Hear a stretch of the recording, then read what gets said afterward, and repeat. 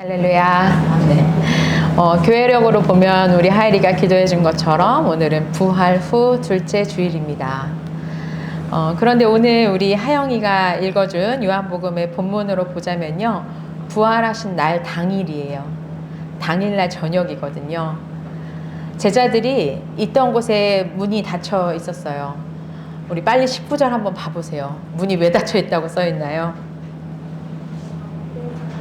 네, 맞아요. 제자들이 이제 모여있는 사람들이 유대 사람들이 무서워서 문을 모두 닫아놓고 있었어요. 여러분 이들은요, 유대 사람들이 왜 무서웠을까요? 그쵸. 유대인들이 자신들의 스승인 예수님을 잡아 죽였어요. 그렇다면 이제 자기들을 찾아와서 뭐 잡아 죽이는 거는 아마 시간 문제일 거예요. 얼마나 무섭겠어요. 거기다가 마리아가 와서 이야기를 합니다. 자기가 부활하신 예수님을 봤대요. 이것도 뭔 소리예요, 그죠? 죽은 예수님을 어떻게 봐요?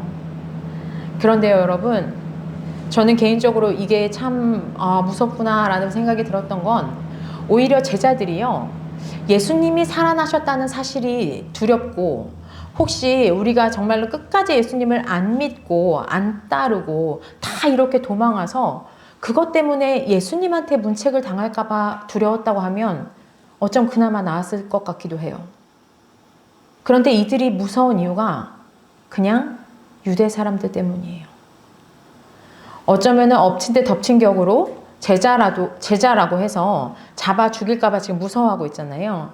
그런데 마리아가 하는 소리를 들으니까 아마도 유대 사람들이 이제 시신이 없어졌다 이러면서 우리가 시신을 훔쳐갔구나, 제자들이 훔쳐갔다 이렇게 생각하고 잡으러 올까봐 그것 때문에 더 무서울 수도 있겠죠.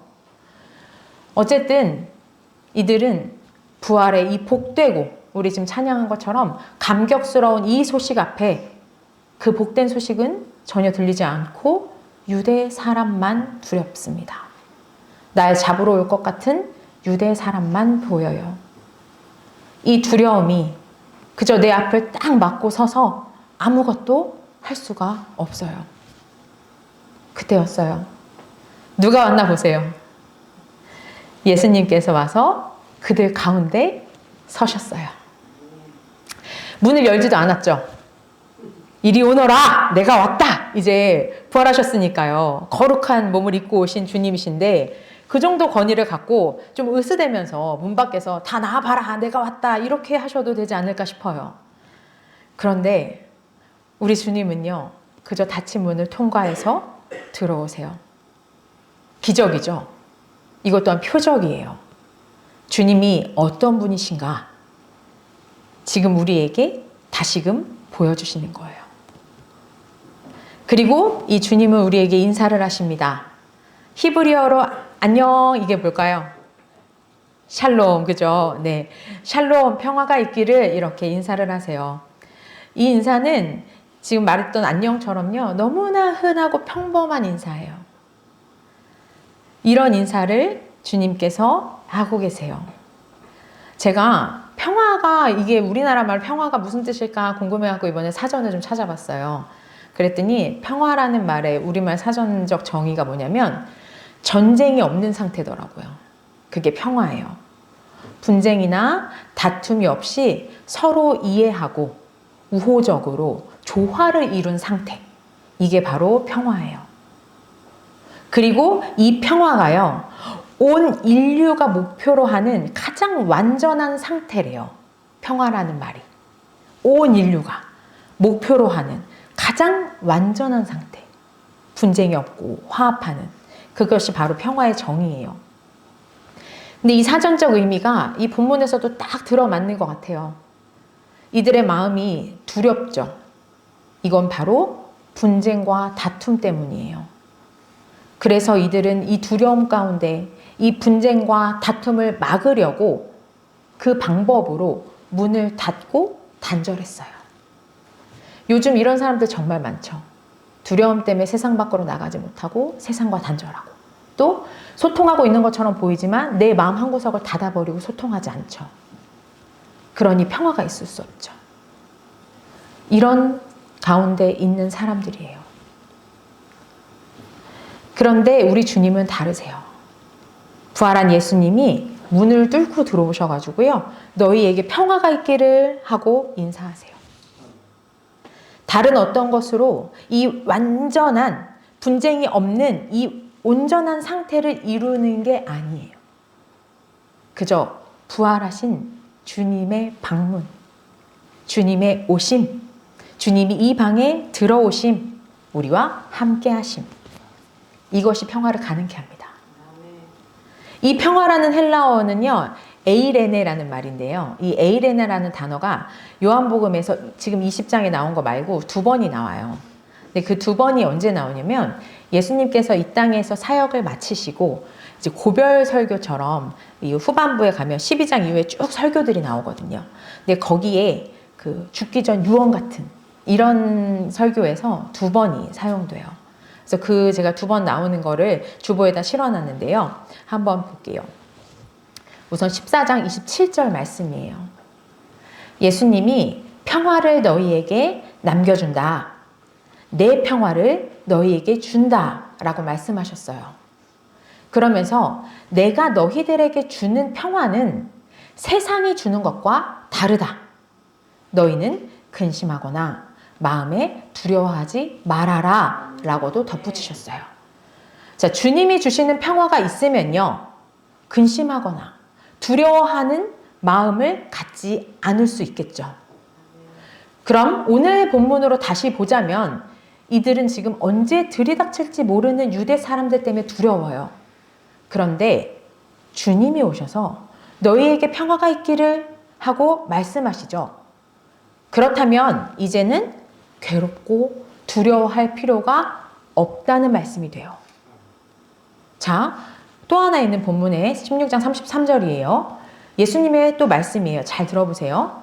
내가 이것을 너희에게 이미 미리 말해둔 것은 너희가 내 안에서 평화를 갖게 하려는 것이다. 너희는 세상에서 환난을 갖는다. 그러나 용기를 내라. 내가 세상을 이겼다. 무슨 말씀이죠? 미리 이미 주님께서 다 말씀을 하셨어요.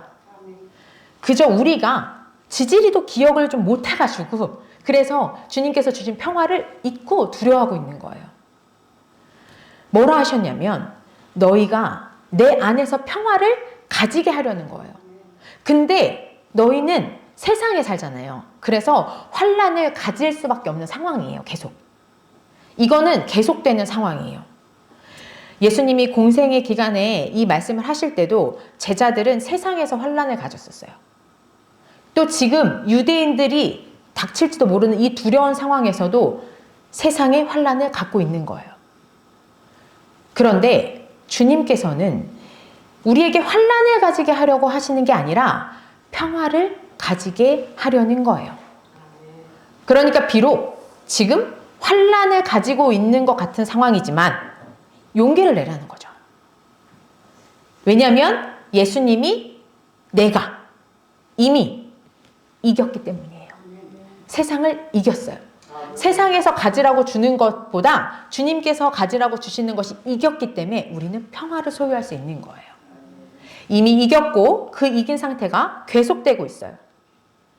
그럼 결론은 오늘 이 제자들에게 건넨 예수님의 이 인사, 너희에게 평화가 있기를, 이 말은요, 지금 제가 이야기했던 모든 표현, 니들이 세상에서는 아마 환난을 가지게 될 거야. 너희들 두렵지? 괴로울 거야.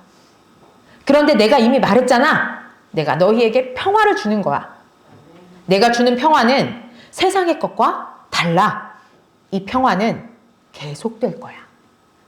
그러니까 괴로워하지 말고 두려워하지 마라 라고 말씀하십니다. 아주 깊고 아주 넓은 의미를 담고 있는, 정말 세상 앞에 벌벌벌 떨고 있는 제자들에게, 문 걸어 잠그는 거 말고는 할 수 있는 게 아무것도 없는 이 제자들에게 주님께서 말씀하십니다. 지금 이들에게 가장 필요한 말씀이 됩니다. 주님은 이 말씀을 하시고 나서 두 손과 옆구리를 그들에게 보여주세요.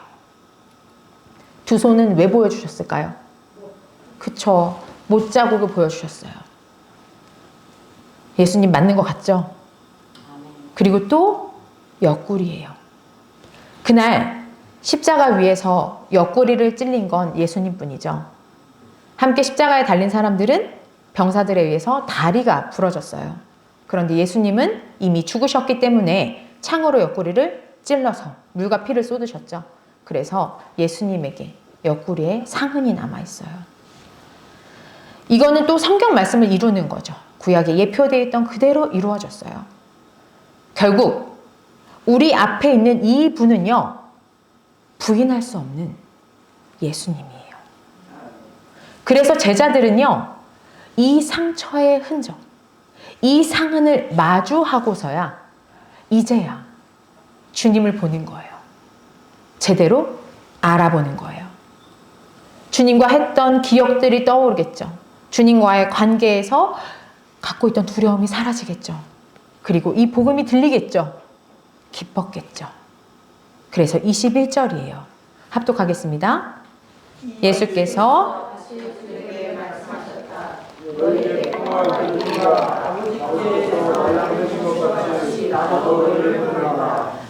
너무나 일상적이고 너무나 평이하지만 너희에게 평화가 있기를 빈다라는 깊은 뜻을 담고 있는 인사를 마치신 주님은요, 아버지가 나를 보낸 것 같이 나도 너희를 보낸다라고 하셨어요. 주님 주시는 평화예요. 세상에는 환난이 있죠. 아까 그랬죠? 이 환난은 계속된다고. 비록 환난이 있어도 주님 주신 평화가 있다면 이제 두려워할 필요는 없어요. 이 담대함으로 사명을 이제 받는 겁니다. 이제 본격적으로 주님이 우리를 찾아오신 목적이 지금 드러나고 있어요. 아버지가 나를 보내신 것 같이. 여러분, 이게 무슨 말이에요? 아들 예수님이 이 땅으로 보냄을 받으셨죠. 아버지가 보냈어요. 그래서 예수님은 어떻게 하셨나요? 신이신 예수님께서, 하늘의 보좌에 어울리시는 예수님께서 응애 하면서 아기로 구유에 태어나셨어요. 고향에서 사람들의 무시를 당했고요. 옳은 말 하는데도 계속 시비 걸죠. 계속 싸워야 됐죠. 제자들은 또 어때요? 제자라고 데리고 다니는데 도대체 못 알아먹죠. 오히려 혼자 다니는 게 나을 것 같아요. 그렇지만 끝까지 포기하지 않고 데리고 다니시면서 가르치십니다. 그러다 결국 십자가에 못 박혀 죽으셨죠. 진짜로 죽기까지 순종하셨어요. 아멘. 아버지가 보낸 것 같이라는 말은요, 이 모든 예수님의 사역을 포함하죠. 예수님 인생, 이 환난투성인 것 같은 이 인생, 그런데요 여러분, 이 인생을 이제 여러분에게 하라는 겁니다. 근데 그것을 어떻게 하라고요? 이 두려움을 떨쳐내시고요, 당당하게 하시라고요. 예수님처럼요. 예수님은 늘 당당하셨어요. 두려워하지 않으셨죠. 세상에 계셨어요. 세상의 한복판에 서 계셨지만 평화를 가지신 분이셨어요. 때문에 아버지와 함께 하셨죠. 이것 때문에 두려움이 없으셨어요. 그래서 이 평화를 예수님 주변에 있는 우리에게도 나눠주시면서 예수님이 나도 아버지처럼 제자들, 너희들, 우리 보내신다고 말씀하세요. 아버지와 예수님의 관계처럼 따라하는 거예요. 예수님은 하나님 역할을 하시고 계시고요. 이제 우리가 예수님의 역할을 해야 돼요. 이걸 왜 우리한테 시키실까요? 부활하시고 나서는 좀 종교 지도자나 정치적으로 한가닥 하는 사람들한테 가면 좋으실 텐데 아직도 두려움에 떨고 있는 그 제자들을 찾아가셨습니다. 이곳에 오신 주님이세요. 우리가 예수님의 역할을 할 수 있도록 주님께서 오셨습니다. 평화를 끼치게 하려고요. 세상이 주는 것과 다른 참 평화, 정말 죽기까지 보이신 주님의 그 사랑, 그거를 세상 가운데 전하게 하시려고. 우리도 이제는 핍박당하고 죽어야 하는 상황으로 보냄을 받는 거예요. 그 대신 주님 주시는 평화를 가지고 나아갑니다. 우리 이 평화가 사전에서 뭐라고 정해야 한다고 제가 말씀드렸죠? 전쟁이 없는 상태. 인류가 목적으로 하는 가장 완전한 상태라 그랬죠. 그게 과연 뭘까요? 전 인류가 목적으로 하는 가장 완전한 상태. 낮은 자리, 또 괴롭고 소외된 사람들, 이런 사람들이 없고 모두가 다 완전한 상태. 결국 이건 구원과 연결될 수밖에 없어요. 예수님이 죽으신 이유, 이걸 닮아야죠. 결국에 영원히 살리기 위함이에요. 인류가 목적으로 하는 가장 완전하고 안전한 상태. 모든 두려움의 근원이 뭘까요, 여러분? 그 뿌리는 죽음이에요. 그 죽음을 해결하는 거죠. 죄의 근원적인 문제를 해결하시는 거예요. 그 구원을 선포하고 이를 믿는 자는 영생을 얻게 되는 거예요. 22절, 23절 같이 합독하겠습니다. 이렇게 말씀하신 다음에 그들에게 말씀하셨다. 성령을 받아라. 너희가 누구의 죄든지 용서해 주면 그 죄가 용서될 것이요 용서해 주지 않으면 그대로 남아 있을 것이다. 아멘. 여러분 이거 우리 힘으로 못해요. 그죠? 그래서 주님께서 숨을 불어넣어 주세요. 이거는 창세기 2장 7절 하나님이 흙으로 사람을 만드시고 생기를 불어넣어 사람이 생명이 되었다라고 하는 그 구절에 나오는 그 생기를 불어넣다라는 단어랑 똑같아요. 우리가 보냄을 받을 때 새 생명을 우리에게 수여하셔서 새 사람을 만드시는 거예요. 그래서 성령을 받은 우리는 예수님처럼 선포하는 거고요. 또 이 전해지는 우리가 선포하는 이 말씀에 아멘 하고 순종하면 하나님이 죄 용서를 가능케 하시는 거고요. 또 만약에 이것에 대해서 죄를 꼭 지고 있어요. 그럼 그 죄는 그 사람에게 그대로 남아있게 되는 거예요. 너무 놀랍죠? 우리에게 이 권한을 주셨습니다. 오늘 말씀의 시작을 한번 돌이켜볼게요. 참으로 찌질한 제자들의 모습이었어요. 그저 유대인들이 두려웠어요. 무서웠어요. 그래서 문 닫고 벌벌 떨고 있는 그들의 모습이었어요. 예수님 부활 소식이 들려도 안중에도 없죠.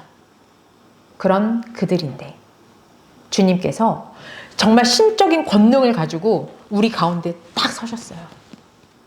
이 두려움의 한가운데에 자리하시고요. 그리고 진짜 평화를 선포하셨어요. 우리에게 주셨어요. 그리고 친히 못자국 난 손도 보여주시고 그걸로도 안 될 것 같으니까 옆구리까지 들어서 그 상흔을 보여주셨어요. 이제야 그제서야 기뻐해요. 진짜 찌질이도 못난 제자들, 이것이 바로 우리들의 실상입니다.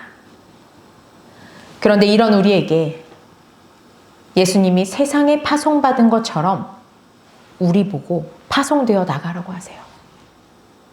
여러분 자격이 있으세요? 가능하십니까? 그래서 생기를 불어넣으세요. 생명이 되게 하세요. 새 생명을 수여해서 새 사람을 만드세요. 너무나 놀랍죠? 제자들의 존재, 두려움 가운데 떨고 있던 그 이전과 평안을 주신 예수님, 이 예수님이 성령을 부어주신 이후 비포와 애프터가 너무 다르죠. 완전히 다른 존재, 새 사람이 된 거예요.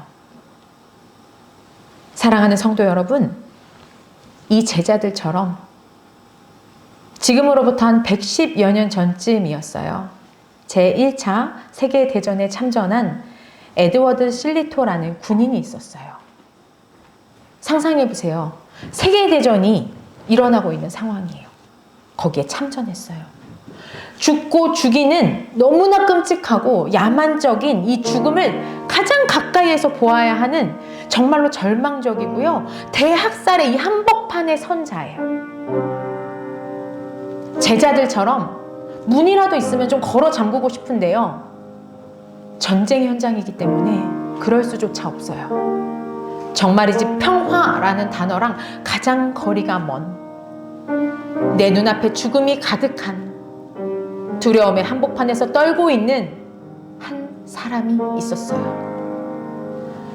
그를 위로하고 보듬어 줄 수 있는 건 오직 동일한 상흔, 아니 더 심한 상흔을 가진 예수 그리스도였어요. 오늘 설교를 마무리하면서 제가 이 사람이 쓴 시를 한 편 읽어드릴게요. 여러분도 전쟁, 죽음의 공포 앞에 서 있는 이 에드워드가 되셔서요, 기도하는 마음으로 이 시를 들어보시면 좋을 것 같아요. 상흔의 예수, 이제까지 그 어떤 것도 간절히 구한 적이 없었지만 이제 주님을 간절히 구합니다. 어둠을 뚫고 불타는 주님의 눈은 우리에게 유일한 별입니다. 주님의 이마에 난 가시 면류관에 찔린 상처들을 우리가 봅니다. 오, 상흔의 예수여, 우리에게는 주님이 있어야 합니다. 하늘은 우리를 놀래키고 겁을 집어먹게 하고서는 지금은 너무나 고요한 나머지 우리를 두렵게 합니다. 이 광활한 우주 속에 우리가 있을 곳은 어디에도 없습니다. 우리의 상처들이 우리를 찌르고 있습니다. 어디에서 치료받을 수 있습니까?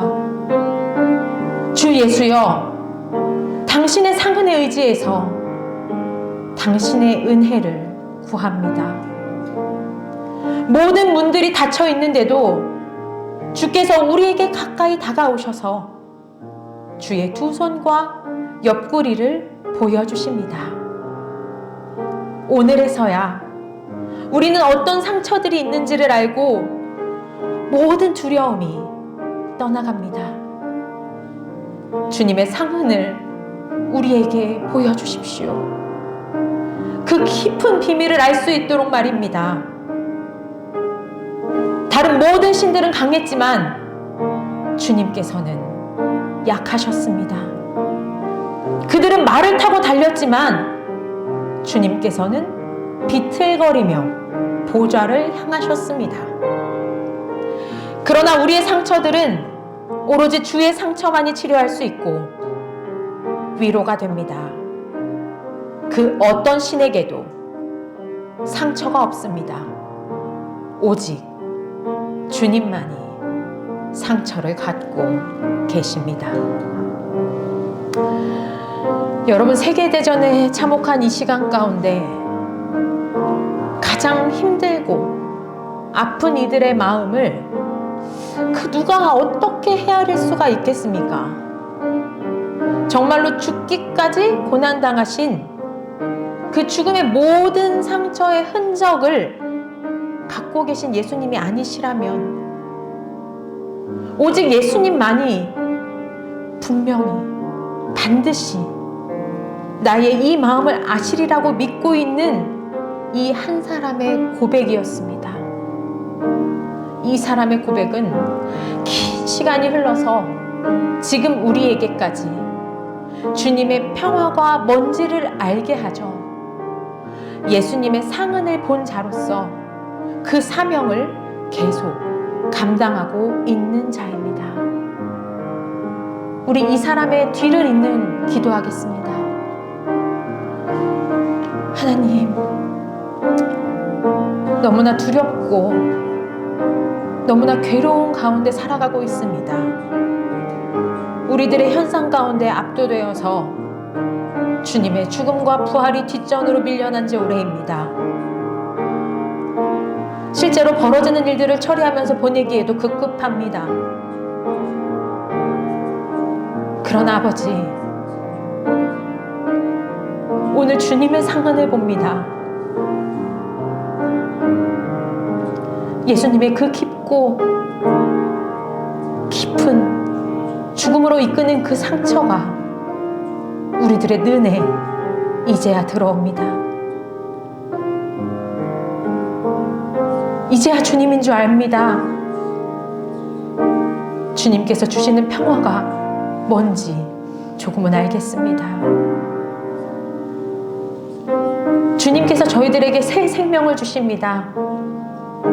부어진 성령을 붙들고 세상으로 나아가길 원합니다. 잘나디 잘난 사람들을 택하지 않으시고 열정 넘치는 사람들을 택하신 게 아니라 주님, 저희들을 선택하셨음을 믿습니다. 순종하겠습니다. 예수님처럼 순종하겠습니다.